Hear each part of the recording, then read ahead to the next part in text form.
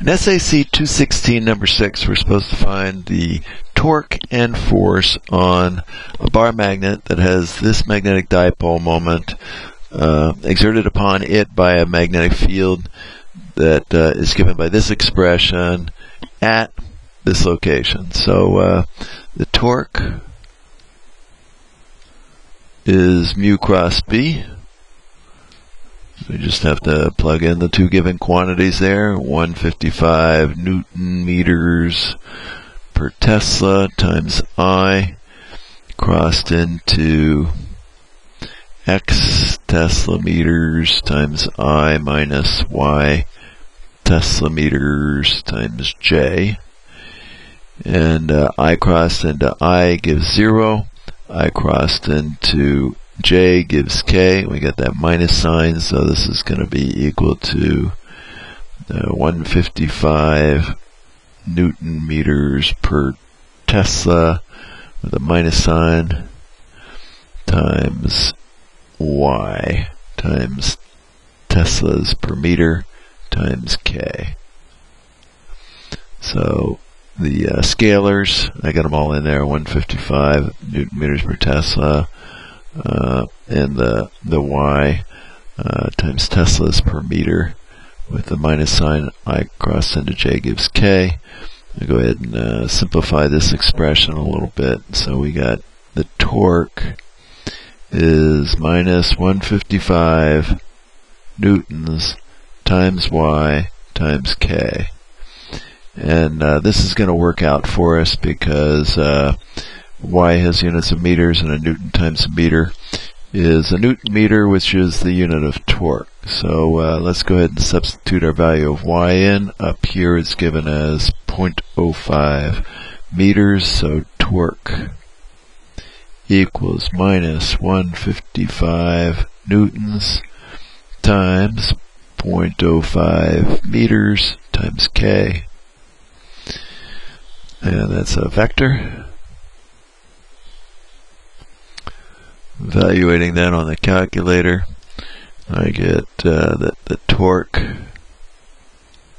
is equal to minus 7.75 Newton meters times K. So that's the answer to the part where they say find the torque on the bar magnet, exerted on the bar magnet by the magnetic field. Now we got to do the force. The force is given as F vector is equal to the gradient of mu dot B. So that's the gradient of mu, which is 155I with units.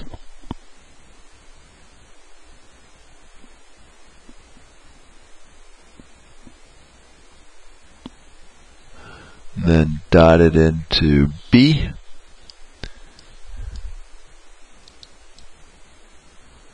which is xi minus yj with some units in there. X times the Tesla per meter times I minus Y times the Tesla meter times J. Xi minus Yj, let's make sure I got Xi minus Yj.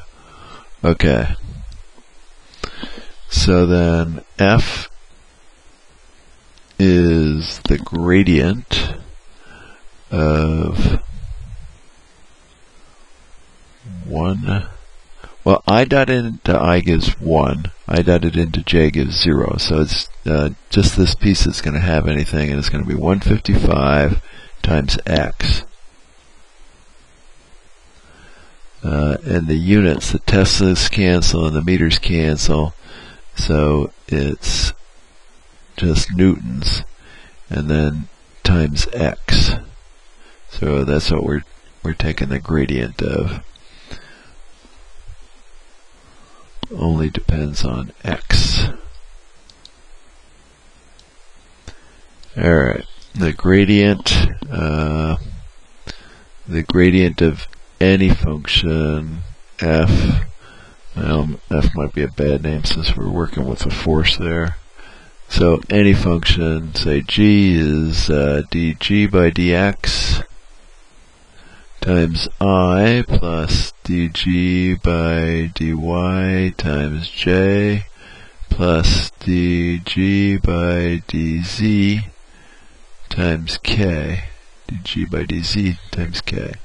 Alright, so in this case, f is going to be equal to the derivative with respect to x of 155 newtons times x, all times I.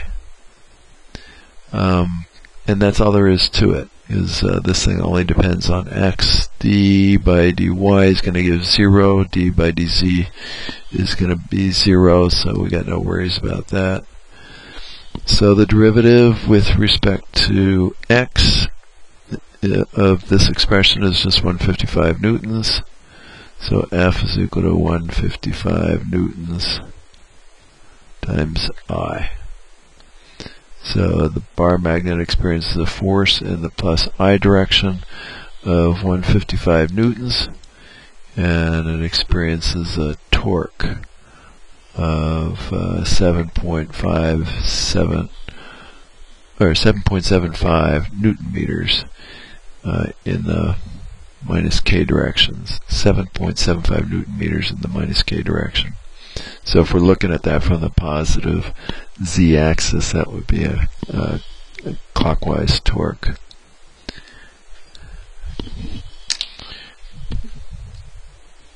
So that does it for sac216 problem number 6.